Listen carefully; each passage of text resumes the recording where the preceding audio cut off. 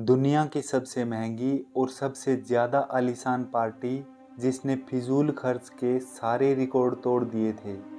इस जैसी पार्टी ना ही पहले कभी की गई थी और ना ही इसके बाद किसी की इतनी ज़्यादा महंगी पार्टी करने की हिम्मत हुई। इसमें दुनिया के बेहतरीन रेस्टोरेंट के मज़ेदार खाने, यूरोपियन डेकोरेशन और सबसे ज़्यादा इम्पोर्टेंट, इस पार्टी में आने वाले गेस्ट थे। शहंशाहों से लेकर बादशाहों तक और प्रेसिडेंट से लेकर प्राइम मिनिस्टर तक इस पार्टी में पूरी 65 कंट्री के हेड्स मौजूद थे। ये शानदार पार्टी किसी 7 स्टार होटल में नहीं बल्कि एक बंजर रेगिस्तान में की गई थी। जी हाँ, सिर्फ 3 दिन की पार्टी के लिए बंजर रेगिस्तान का नक्शा ही बदल दिया गया था। ये कहानी है उस पार्टी की जो दुनिया ने पहले कभी नहीं देखी थी। ना ही ये पार्टी किसी अरब शहजादे ने की थी, ना ही किसी बिजनेसमैन ने, बल्कि ये पार्टी की थी ईरान के किंग शाह मोहम्मद रज़ा पहलवी ने। ये बात है 1960 की, जब ईरान के रूलर शाह मोहम्मद रज़ा पहलवी हुआ करते थे, जिनको किंग ऑफ किंग्स भी कहा जाता था। शाह दुनिया का अमीर इंसान था और ईरान की गवर्नमेंट में सबसे ताकतवर इंसान माना जाता था।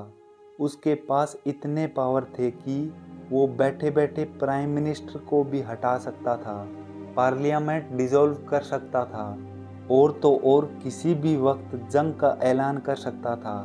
शाह को अपने खिलाफ एक शब्द भी बर्दाश्त नहीं होता था। उसकी सीक्रेट पुलिस लोगों को घरों से उठाकर गायब कर देती थी और रातों रात फांसी चढ़ा दिया जाता था। इसी वजह से ईरान में डेथ पेनल्टी का रेशियो पूरी दुनिया से ज़्यादा होता था। यानी जो बात इसकी ज़बान से निकलती थी वो ईरान का कानून बन जाती थी। और शाह मोहम्मद अपनी ये पावर किसी के साथ भी शेयर नहीं करना चाहता था। अपनी सारी ज़िंदगी ऐशो आराम देखने वाला ये शाह मोहम्मद काफ़ी मॉडर्न भी था।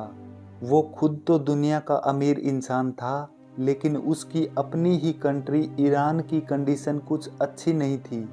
यहाँ आधी से ज़्यादा आबादी के पास खाने तक के पैसे नहीं थे। पानी, मेडिकल और एजुकेशन का बुरा हाल हो रखा था, लेकिन किसी को भी आवाज़ उठाने की हिम्मत तक नहीं थी। ईरान में बेसिक फैसिलिटी की हद से ज़्यादा ज़रूरत थी, लेकिन इस सब के बावजूद भी शाह मोहम्मद के दिमाग में कुछ और ही चल रहा था। शाह का प्लान था कि दुनिया भर में ईरान की अच्छी इमेज बनाने के लिए एक आलीशान पार्टी रखी जाए, जिसमें पूरी दुनिया के शेख, सुल्तान, किंग, प्रेसिडेंट और प्राइम मिनिस्टर को दावत दी जाए। उसका ख्याल था कि इस पार्टी की वजह से ईरान का ग्लोबल इमेज अच्छा हो सकेगा, लेकिन शाह को इस बात का बिल्कुल भी अंदाज़ा नहीं था कि ये पार्टी उसको एक दिन ले डूबेगी। खैर, अब शाह ने पैसे उड़ाने का फैसला कर लिया। इसी वजह से 3 दिन की पार्टी के लिए 1 साल पहले से ही तैयारियां शुरू कर दी गई। तमाम कंट्री के हेड्स को इनविटेशन जा चुका था और एक टीम बनाई गई जिसको सारा काम करना था। सबसे पहली और सबसे बड़ी दिक्कत ये थी कि दुनिया भर के लीडर्स जब ईरान आएंगे तो उनको स्टे कहाँ करवाया जाएगा, क्योंकि उस वक्त ईरान में उस लेवल के होटल्स नहीं थे। इसी वजह से शाह ने फैसला किया कि ये पार्टी रेगिस्तान में की जाएगी। जब ये फैसला हुआ कि दुनिया भर के लीडर्स की रेगिस्तान में स्टे होगी, तो ये बात किसी को समझ नहीं आ रही थी, क्योंकि इस रेगिस्तान में धूल, मिट्टी, गर्मी, सांप और बिच्छू के सिवाय कुछ नहीं था। ये फैसला करने के बाद शाह मोहम्मद ने जो कुछ किया उसका किसी को भी अंदाज़ा नहीं था। जी हाँ, सहरा के पूरे 500 एकड़ के हिस्से में सबसे पहले केमिकल डलवाकर वहाँ मौजूद सारे सांपों को पकड़कर मारा गया, जिसमें सांपों की कुछ ऐसी किस्में निकली थी जो आज तक कभी नहीं देखी गई थी। उसके बाद ये फैसला किया गया कि यहाँ रॉयल विलेज बनाया जाएगा, जिसमें प्लास्टिक टेंट लगाए जाएंगे, लेकिन उससे पहले इस बंजर रेगिस्तान में 4000 एकड़ जितनी मिट्टी डलवाई गई, क्योंकि इस रॉयल विलेज में शाह को फॉरेस्ट भी चाहिए था। यानी दुनिया की हिस्ट्री में डिजर्ट को फॉरेस्ट में बनाने का पहला और अनोखा केस था। समय की कमी के कारण 15,000 पेड़ इंपोर्ट किए गए। ईरान जो पानी की समस्या से पहले ही जूझ रहा था, इस मुश्किल में डिजर्ट को फॉरेस्ट बनाना किसी पागलपन से कम नहीं था, और वो भी सिर्फ 3 दिन के इवेंट के लिए। लेकिन शाह अपने मेहमानों को एक ऐसा एक्सपीरियंस देना चाहता था जो उन्होंने कभी सपने में भी नहीं सोचा था।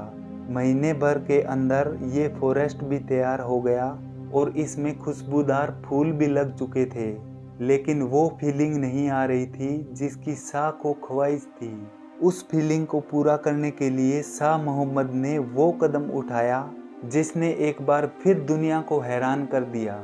पूरे 5,000 सॉन्ग बर्ड्स और 20,000 स्पैरो यूरोप से इंपोर्ट करके ईरान मंगवाए गए, जिनको उस फॉरेस्ट के अंदर छोड़ दिया गया। ज़्यादातर बर्ड्स इवेंट से पहले ही मर गए, क्योंकि आखिर ये था तो डिजर्ट ही। इस रेगिस्तान में गेस्ट को रखने के लिए पेरिस की एक कंपनी के साथ कॉन्टैक्ट किया गया, जिन्होंने यहाँ एयर कंडीशन लग्जरी तंबू बनाने का काम शुरू कर दिया। हर एक तंबू में 2 बेडरूम, 2 बाथरूम और सिटिंग रूम बनाया गया, और ये प्लान किया गया कि हर एक तंबू में 5 कुक और 20 सर्वेंट 24 घंटे मौजूद रहेंगे। ये लग्जरी तंबू बनाने का काम पेरिस में ही किया गया और फिर कई सौ प्लेन की मदद से ईरान में लाकर असेंबल किया गया। टोटल 50 तंबू को 160 एकड़ एरिया में बना लिया गया, वो भी सिर्फ चंद ही महीनों में। जो जमीन कुछ दिनों पहले गर्म रेत उबलती थी, वहां अब forest, perfume garden, golf course और एयर कंडीशन लग्जरी तंबू बना दिए गए थे, वो भी सिर्फ 3 दिन की पार्टी के लिए। लेकिन मामला अभी यहाँ ख़त्म नहीं हुआ था, क्योंकि रेगिस्तान के इस हिस्से में सारा सामान पहुँचाना काफ़ी मुश्किल था। इसीलिए शाह ने यहाँ से तकरीबन 50 किलोमीटर की दूरी पर ना सिर्फ पूरी एयरफील्ड बनवाई, बल्कि एक खास हाईवे भी कंस्ट्रक्ट करवाया गया, जो एयरफील्ड से साइट तक सामान लाने में काम आता था। पार्टी में पेश किए जाने वाले खाने के लिए शाह ने पूरी दुनिया के सबसे बेस्ट रेस्टोरेंट के साथ डील की थी। ये रेस्टोरेंट मैक्सिम डी पेरिस था, और डील की वजह से मैक्सिम ने अपना रेस्टोरेंट पूरे 2 हफ्तों के लिए बंद कर दिया।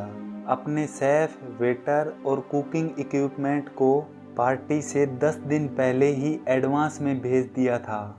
खाने में इस्तेमाल होने वाली छोटी से छोटी चीज़ पेरिस से मंगवाई गई थी, और उनकी क्वांटिटी जानकर यकीनन आप हैरान रह जाएंगे। टोटल 18 टन वजनी खाने का सामान पेरिस से ईरान मंगवाया गया, जिसमें 25 लाख अंडे और 2700 केजी बीफ के साथ साथ हर वो चीज़ मौजूद थी जो मैक्सिम डी पेरिस में सर्व होती थी। खाने के साथ साथ 12 टन वजनी महंगी वाइन भी मंगवाई गई थी, लेकिन सारी लिमिट तब क्रॉस हो गई जब सबको ये मालूम पड़ा कि वाइन को ठंडा करने वाले आइस क्यूब भी पेरिस से मंगवाए गए हैं।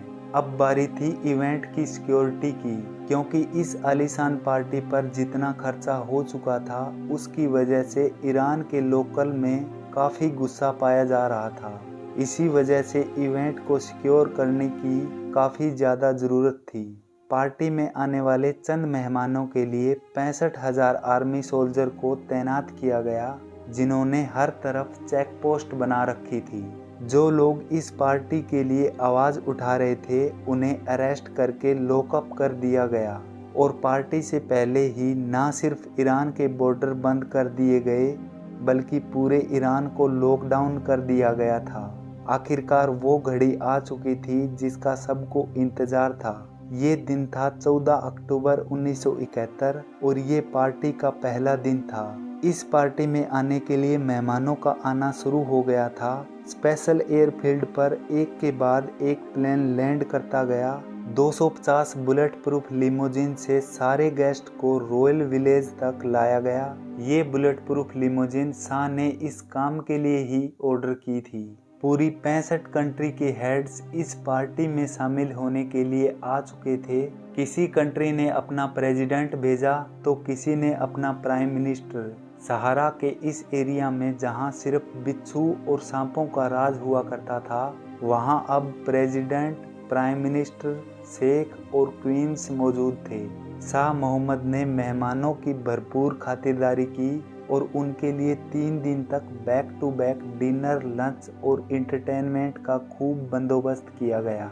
एक एस्टीमेट के मुताबिक इस पार्टी पर किया जाने वाला खर्चा $1 बिलियन से भी काफ़ी ज़्यादा था, जो तकरीबन 75 अरब रुपए बनते हैं। इस इवेंट को दुनिया भर की प्रेस ने भरपूर कवरेज दी, जिसकी वजह से उस समय तो शाह की खूब तारीफ हुई, लेकिन जब इवेंट ख़त्म हुआ तो लोगों के दिलों में उबलने वाला जहर सामने आने लगा। ईरान के लोकल्स जो बेसिक फैसिलिटीज़ के लिए तरस रहे थे, तो लोगों ने अपने बादशाह को अरब डॉलर हवा में उड़ाते देखा तो उनसे रहा नहीं गया। तब ईरान में रिवॉल्यूशन की एक ऐसी लहर आई जिसने 1978 में शाह मोहम्मद को हटाकर आयतुल्ला खुमैनी को अपना लीडर बना दिया। शाह मोहम्मद अपनी जान बचाकर इजिप्ट भाग गया और उसकी 1 साल के बाद वहां मौत हो गई। यूं एक पार्टी की वजह से शाह मोहम्मद को पूरे ईरान से हाथ धोना पड़ा था। तो आज के वीडियो में बस इतना ही। वीडियो पसंद आई तो नीचे कमेंट करना, लाइक करना, शेयर करना और अभी तक चैनल सब्सक्राइब नहीं किया तो प्लीज़ कर लेना। मैं ऐसी ही मज़ेदार वीडियो लाता रहता हूँ। Thank you.